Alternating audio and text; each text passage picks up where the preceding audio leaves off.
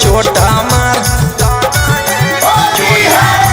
बड़ी सिहरो हकई जीजा जोबाना हमार पीछा करिया से जी धना एक छोटा मार ढोली पर पूरी बेला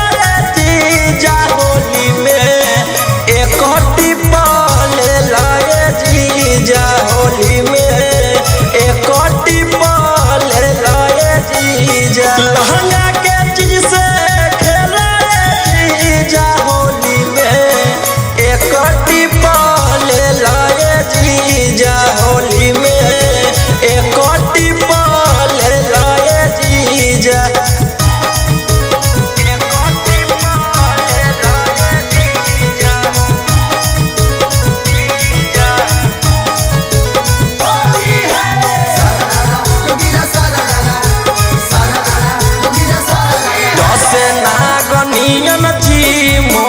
चोलिया के डोरी बीख चढ़ल जाहै जी राजा रौशन दुनोरी